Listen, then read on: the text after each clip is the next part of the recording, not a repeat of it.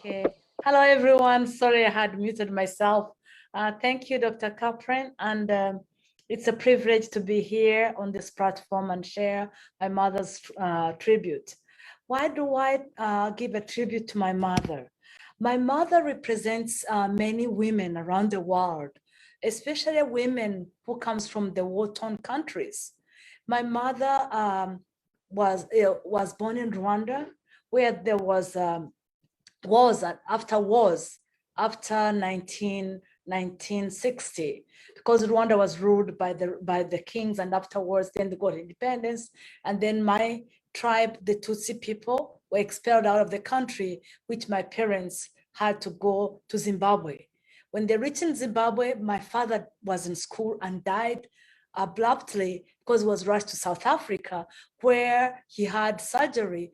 But after surgery, he didn't survive because there were riots in Johannesburg and doctors could not return back to him.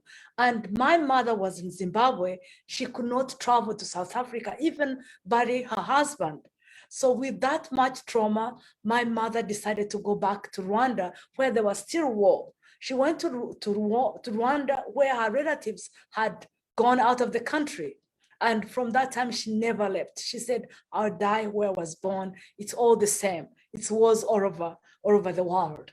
So she became too traumatized. She was almost 21 when she got widowed. And in my culture, it's very hard to be remarried at that when you are widowed. So she was marginalized by the community. She was despised. She was beaten. She became a homeless because no one understood her. Instead, they thought she was a crazy woman or she was a drunkard, because in order to finish her pain, she would drink and then go to sleep. And then until when some of the relatives put her on the street. I was taken away from her when I was barely 3. And I was taken to my relatives who were refugees in Uganda. I grew up in Uganda, and I saw her later, 20 years later. I decided to help her because I thought that maybe I started condemning myself, that maybe if I had stayed, I should have helped. But I stayed, I tried to help. It was beyond repair because she had suffered for many years. Today, I give her, I give her a tribute because no one has ever recognized her. No one even saw her, the goodness in her. She was beautiful outside and inside. She was very special, but no one remembered even her goodness. They always judged her, even including myself.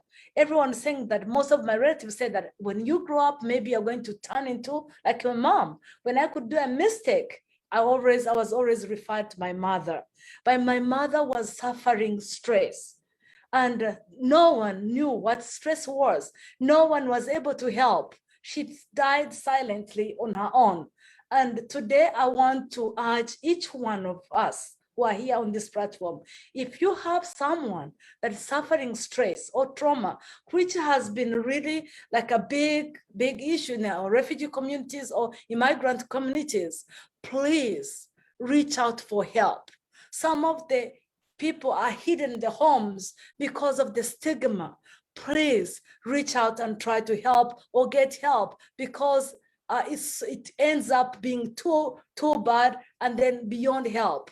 I serve a lot of communities here in Columbus, refugee communities, who are facing the same thing, and especially women. I try to reach out. I take my own measures to take them to the hospital. I speak out for them because I try to speak out. But today, I urge each one of you, if you know anyone, please reach out and help and give them guidance. Thank you very much.